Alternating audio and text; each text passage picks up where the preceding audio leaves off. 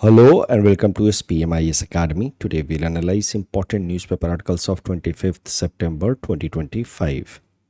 Please note you can download the PDF version of today's newspaper analysis by clicking the link given in the comment section.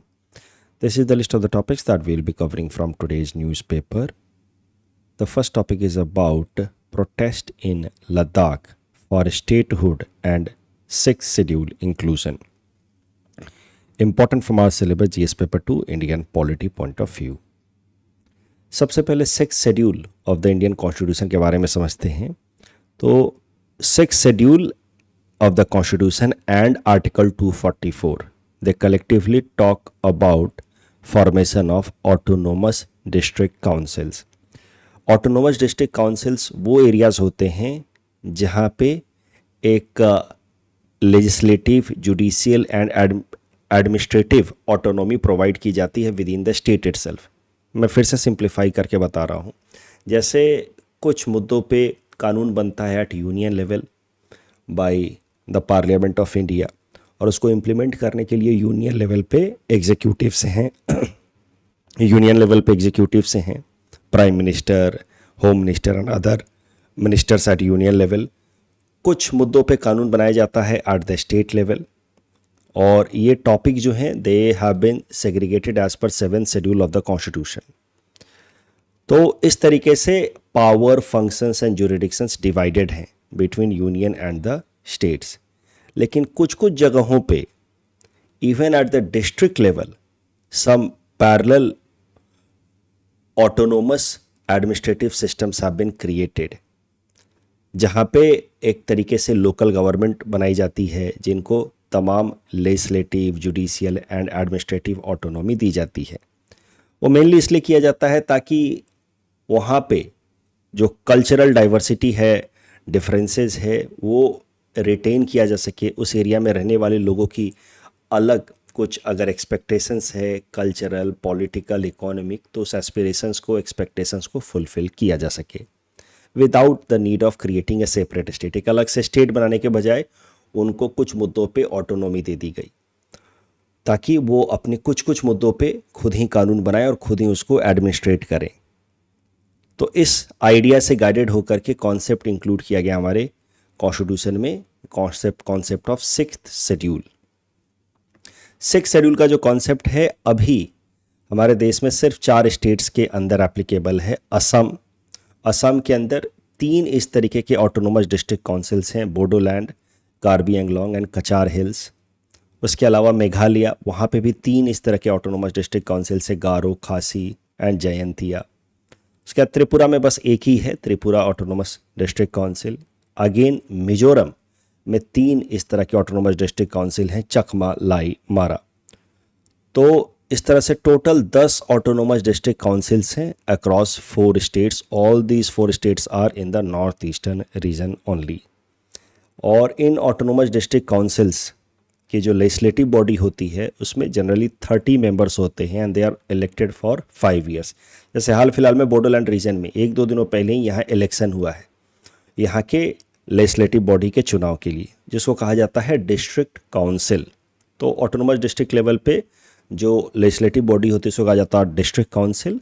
30 members होते हैं, 5 साल का term होता है। They are allowed to make laws, rules, regulations on some simple matters like management of land, forest, agriculture, health and sanitation related जो local नियम हैं वो बना सकते हैं, village and town planning. They also have power to frame laws with respect to inheritance, marriage, divorce, social customs में, क्योंकि mainly ये जो autonomous district councils बनाए जाते हैं वो ट्राइबल आइडेंटिटी, ट्राइबल कल्चर को प्रोटेक्ट करने के लिए बनाए जाते हैं। ऐसे एरियाज़ में बनाए जाते हैं जहाँ पे प्रीडोमिनेंटली ट्राइबल कल्चर है और वो ट्राइबल कल्चर जो है बाकी आसपास के कल्चर से काफ़ी अलग है, तो उसको प्रोटेक्ट करने के लिए ऑटोनोमस डिस्ट्रिक्ट काउंसिल्स बनाए जाते हैं।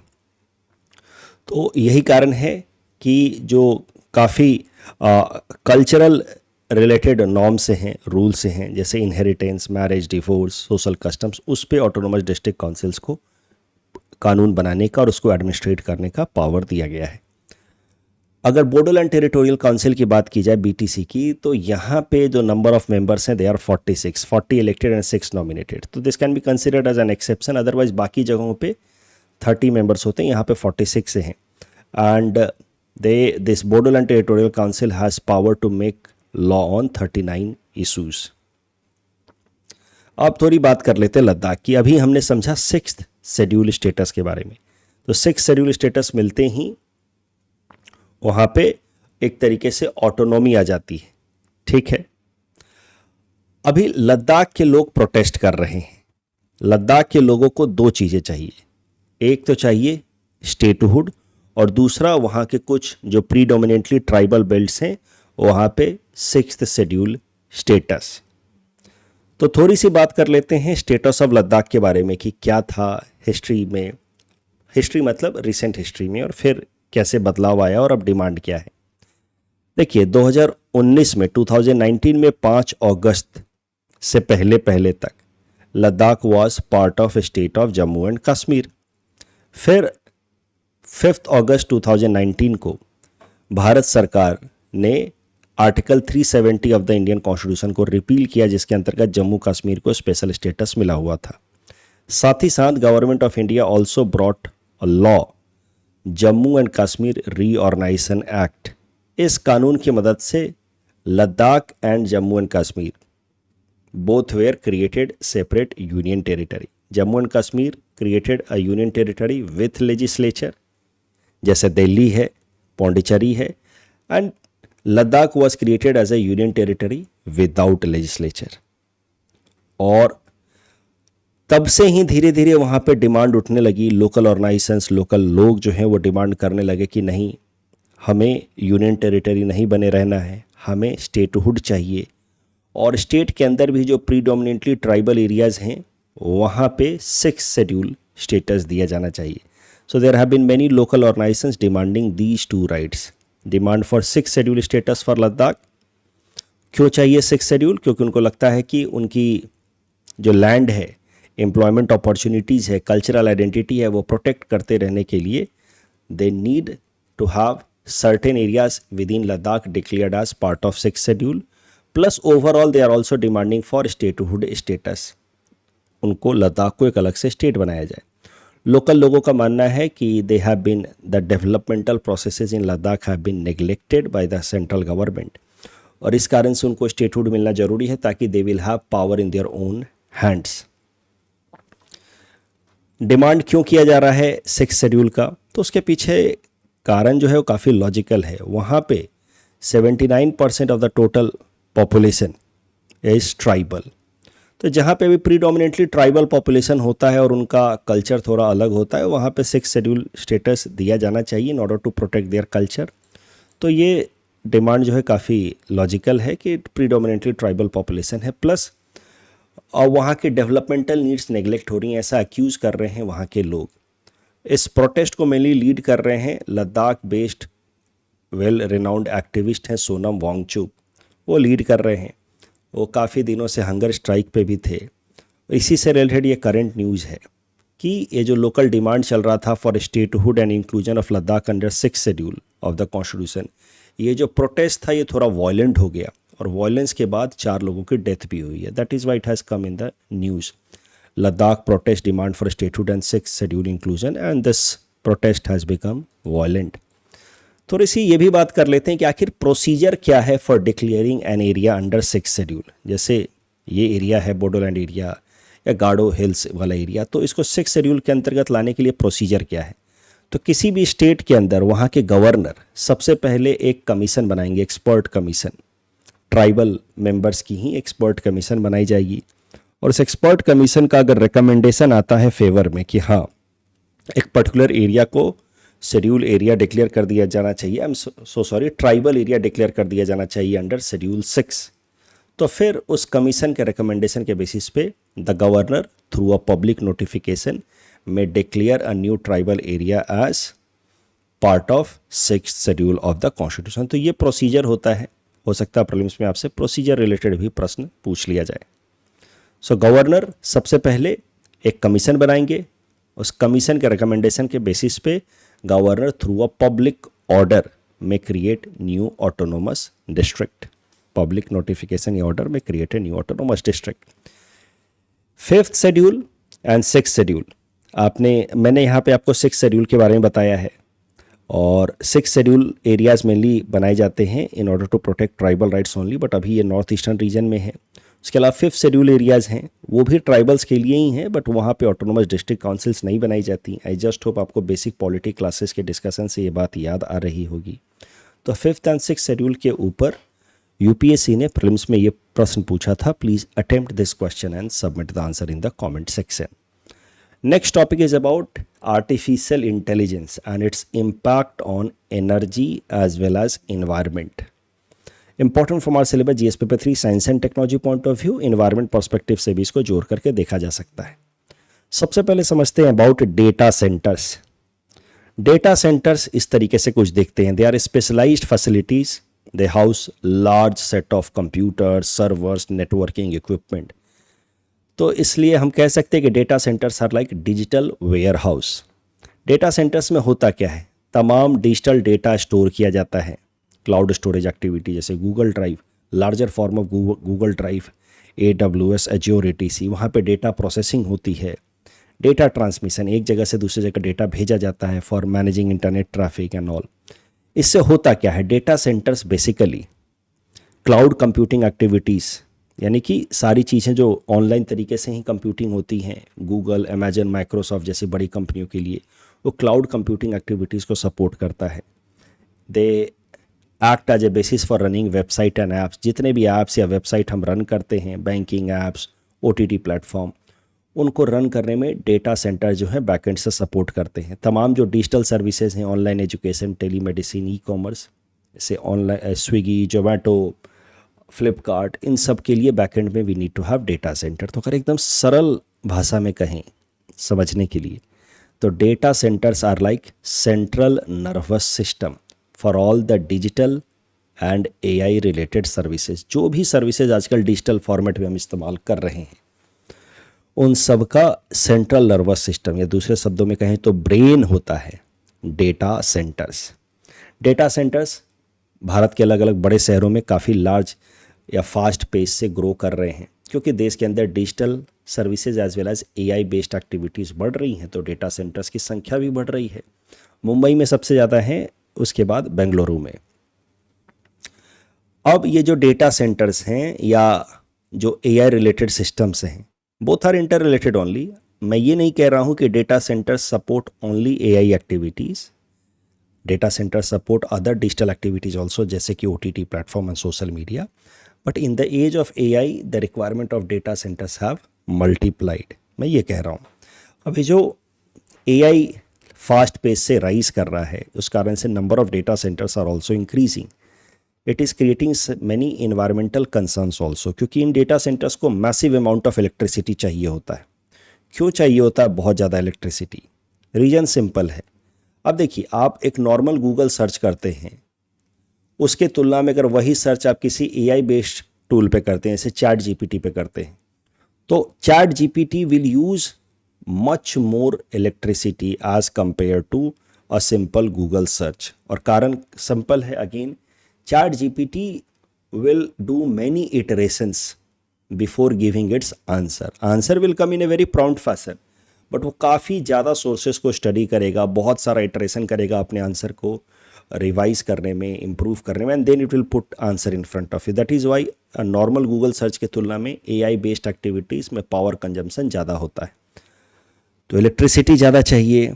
साथ ही साथ डेटा सेंटर्स को मेंटेन करने के लिए 24/7 इलेक्ट्रिसिटी चाहिए, हाई स्पीड इंटरनेट कनेक्शन चाहिए, और ये डेटा सेंटर जल्दी जल्दी गर्म भी होते रहते हैं।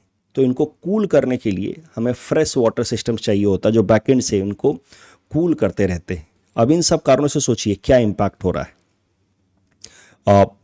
एक डेटा दिया गया था, ये गूगल ने ही डाटा दिया था कि 10 to 33 times more power is used by AI systems like ChatGPT for searching answer to a simple question with respect to power consumed by Google for searching answer to the same question. तो Google की तुलना में chat GPT 10 से लेकर के 33 गुना तक ज़्यादा power consume कर सकता है। अब ज़्यादा पावर कंज्यूम करने का क्या मतलब है, और एआई जो है वो प्रोलिफरेट ही हो रहा है, तो आने वाले टाइम में power requirement is going to increase exponentially. अब पावर रिक्वायरमेंट को मीट करने के लिए ज़्यादा से ज़्यादा हमें कोल बर्न करना होगा, that will lead to greenhouse gas emission, because renewable energy resources are not going to fulfil the requirement, there will be a gap, और उसको मीट करना होगा through fossil fuel sources only.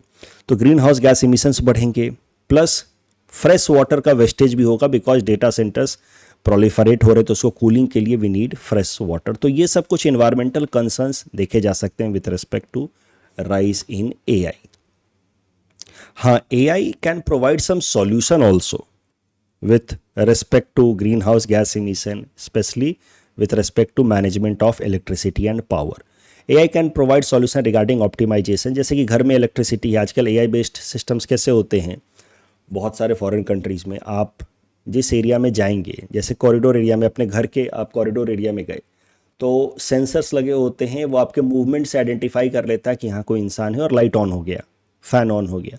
आप जैसे वहाँ से हटेंगे लाइट अपने आप ऑफ हो जाएगा। तो optimisation of power reduces wastage as well as outage, इस तरीके का सिस्टम भारत में लेकर के आने की कोशिश कर रहा है Airtel through its process Nextra, which will work in predictive analytics to cut energy uses. Bharat सरकार लेकर के आई थी नेशनल स्मार्ट ग्रिड मिशन साल 2015 में, जिसकी मदद से रिन्यूएबल एनर्जी को प्रोड्यूस करके उसको नेशनल ग्रिड्स के साथ कनेक्ट किया जाना था। साथ ही साथ नेशनल स्मार्ट ग्रिड मिशन में घर घर में स्मार्ट मीटर्स लगाए जाने हैं, जिससे पावर थेफ्ट कम हो और पावर का ऑप्टिमम यूटिलाइजेशन हो। ये सब मिनिस्ट्री ऑफ पावर लेकर के आई, इस आइडिया से गाइडेड होकर के नेशनल स्मार्ट ग्रिड मिशन 2015 में। अब नेशनल स्मार्ट ग्रिड मिशन में भी एआई का इंटीग्रेशन किया जा रहा है, ताकि कहीं पे अगर फॉल्ट है लाइन में तो उसको जल्दी से डिटेक्ट किया जा सके, कहीं पे पावर थेफ्ट हो रहा है, इरेगुलरिटी इन इलेक्ट्रिसिटी फ्लो हो रहा तो उसको डिटेक्ट किया जा सके और पावर वेस्टेज को मिनिमाइज किया जा सके। तो पॉइंट इज कि AI is not causing only damages, it is providing some solutions also, but overall its impact will be positive or negative in energy management, that is yet to be seen. तो यही है ये article, will AI fix India's energy demand or will its own needs snowball the energy demand? क्या वो AI optimisation में help करके overall energy requirement को reduce करेगा, या AI का प्रोलिफरेशन अपने आप में एनर्जी रिक्वायरमेंट को एक्सपोनेंशियली राइज करेगा और उस कारण से green house gas emission and fresh water की रिक्वायरमेंट और बढ़ेगी? ये देखना होगा। एआई रिलेटेड एक प्रश्न पूछा गया था यूपीएससी प्रीलिम्स में साल 2020 में। प्लीज़ यही है वो प्रश्न, please attempt this question and submit the answer in the comment section. Next topic is about unpaid care work and the issue of time poverty. Unpaid care work and time poverty important for my syllabus GS paper 3 Indian economy point of view. देखिए, care economy होता क्या है? All sorts of activities which is related with providing care is known as care economy. For example, अगर कोई nursing activity में है तो उसको कहा जाएगा, कोई जेरियाट्रिक केयर में है, ओल्ड एज लोगों को केयर करने के लिए, तो इन सबको कहा जाएगा पार्ट ऑफ केयर इकोनॉमी। अब care economy can be further categorise into two part, paid care work and unpaid care work. जैसे नर्सेस काम कर रही हैं, घर में मेड्स काम कर रही हैं, तो they will be categorised under paid care work.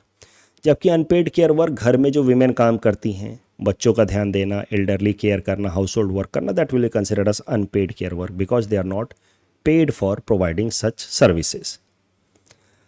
अब time use survey for year 2024 has been released by ministry of statistics and programme implementation. ये टाइम यूज सर्वे में मेनली यही देखा जाता है कि अनपेड केयर एक्टिविटी में कौन कितना इन्वॉल्व हो रहा है, मेन और वुमेन के बीच में मेनली एक कंपैरिजन ड्रॉ किया जाता है। तो टाइम यूज सर्वे 2024 के लिए has been released by ministry of statistics and programme implementation. इस सर्वे के हिसाब से 84% of female participate in unpaid care activities against 46% of males. तो अगर घरों के अंदर अनपेड एक्टिविटीज़ की बात की जाए तो वर्किंग एज में जितनी वुमेन है उसकी 84% जो है वो अनपेड एक्टिविटी में काम करती हैं, मेल्स में सिर्फ 46%। और दूसरा अब ये भी देखिए, जो विमेन अनपेड एक्टिविटी में काम करती हैं on an average they spend 137 minutes यानी कि more than 2 hours per day on such unpaid activities in comparison with male. एक तो मेल्स की संख्या कम है जो अनपेड एक्टिविटी में काम करते हैं, और जो अनपेड एक्टिविटी में काम करते हैं 46% मेल्स, वो भी ऑन एन एवरेज डेली सिर्फ 75 मिनट्स स्पेंड करते हैं on unpaid household services as comparison to 137 minutes spent by women. तो वीमेन की संख्या ज़्यादा है जो अनपेड केयर एक्टिविटीज़ में पार्टिसिपेट कर रही हैं, और डेली बेसिस पे वीमेन ज़्यादा समय भी देती हैं ऑन अनपेड केयर एक्टिविटीज़। इससे प्रॉब्लम क्या हो रहा है? इससे साफ साफ क्या हो रहा है कि हमें दिख रहा है कि जो घर के हाउस होल्ड एक्टिविटीज़ हैं they are disproportionately being shared, they are larger burden is shared by women. इससे women are facing time poverty. Time poverty क्या होता है? यही इस आर्टिकल में एक टर्म दिया है, तो हो सकता है टाइम पॉवर्टी से रिलेटेड आपसे सवाल भी पूछ ले, या फिर ऐसे राइटिंग में कहीं एथिक्स वगैरह में आप इस शब्द का इस्तेमाल भी कर सकते हैं। Time poverty is a situation where a person is not having enough time for himself or herself for discretionary activities या rest, leisure, education, skill building या एनी पेड वर्क, कहीं जॉब कर पाए उसके लिए भी समय नहीं है। तो इस तरह के सिचुएशन कहा जाता है टाइम पॉवर्टी। अब वीमेन जब टाइम पॉवर्टी फेस कर रही हैं तो नेचुरल सी बात है कि उनके लिए इकोनॉमिक अपॉर्चुनिटीज़ कर्टेल होंगी, क्योंकि वो अपना स्किल डेवलपमेंट कर नहीं पा रही, अपनी एजुकेशन को फर्दर कर नहीं पा रही। सो इस कारण से उनका labour force participation for paid work कम होगा, जिससे उनकी economic dependency on male counterpart before marriage on father and after marriage on husband बढ़ेगी, जिससे the goal of gender equality वो अचीव होने में प्रॉब्लम होगा। वीमेन एम्पावरमेंट का जो लक्ष्य है, जेंडर इक्वालिटी का लक्ष्य under SDG 5, that goal will become difficult to attain. So ये जो केयर इकोनॉमी, उसमें भी अनपेड केयर इकोनॉमी का डिस्प्रोपोर्शनेटली हायर बर्डन जो वीमेन शेयर करती हैं, और ये सिर्फ भारत में नहीं है, पूरे दुनिया भर में है। भारत का ये डाटा है, बट पूरे दुनिया भर में मोरलेस यही स्थिति है, खासकर जो पुअर इकोनॉमीज़ हैं या डेवलपिंग इकोनॉमीज हैं वहाँ पे वो स्थिति है। तो इस कारण से जो लक्ष्य है gender equality and gender empowerment का, उसको अटेन करने में प्रॉब्लम्स आएंगी। टाइम पॉवर्टी पे ये प्रश्न है, ऐसा सवाल यूपीएससी ने मेंस में पूछा था। आप इस प्रीलिम्स प्रश्न को पहले अटेम्प्ट करें, you can submit the answer in the comment section. Mains में ऐसा सवाल पूछा गया था care economy and monetised economy के ऊपर, कि कैसे वो विमेन एम्पावरमेंट में एक ऑब्स्ट्रक्शन के काम की तरह आता है।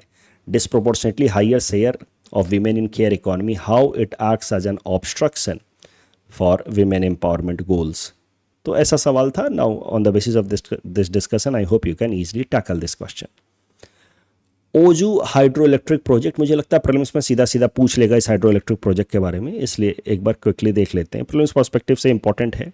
तो हाल फिलहाल में न्यूज़ ये है कि expert committee has approved 2200 megawatt of Oju hydroelectric project on Subansiri river. आपसे यही पूछ लेगा सीधा सीधा कि ये ओजू हाइड्रो इलेक्ट्रिक प्रोजेक्ट किस रिवर के ऊपर है।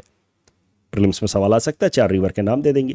This Oju hydroelectric project is run of river project. मतलब देखिए, 2 तरह के मेनली हाइड्रो पावर प्रोजेक्ट्स होते हैं। एक जिसमें नदियों के पानी को रोका जाता है बड़ा डैम बना करके, फिर उस डैम से पानी को फॉल होने दिया जाता है, जिसकी मदद से टरबाइन को रोटेट करते हैं और इलेक्ट्रिसिटी जनरेट करते हैं। तो वो होता है लार्ज स्टोरेज डैम प्रोजेक्ट। और दूसरा होता है कि रिवर जैसे बह रही है बहने देते हैं, रिवर का एक छोटा सा स्ट्रीम निकालते हैं और उस स्ट्रीम को फ्लो होने देते हैं, और उस स्ट्रीम की मदद से टरबाइन को रोटेट करके इलेक्ट्रिसिटी जनरेट करते हैं और आगे जाकर उस स्ट्रीम को वापस से रिवर से मिला देते हैं। तो इस तरह के प्रोजेक्ट को कहा जाता है run of river project. So this Oju hydroelectric project is going to be run of river project only, and it is being developed on Subansiri River. Subansiri River right hand tributary है of Brahmaputra. It is in fact largest tributary of Brahmaputra. It supports hydropower, agriculture, fisheries in this particular area. Biodiversity hotspot in this area को भी support करता है Subansiri River. इस topic discussion के basis पे prelims practice question है। Please attempt this question and submit the answer in the comment section. International criminal code से related second statement is wrong, it is not directly related with UNSC. ITER से related of course ये statement गलत है, fusion reaction तो है नहीं है, और ये इंडियन भी नहीं है, इंटरनेशनल है। तो first and third statement is wrong, are wrong. Butanol से रिलेटेड, आइसोब्यूटानॉल से रिलेटेड पहला स्टेटमेंट गलत है। It will not improve, it will lead to decline in the cetane number and this will create some trouble in ignition quality. Barren Island से related second statement is wrong. It is in Andaman Sea, not Arabian Sea. That's all from our side for today. Thanks for watching.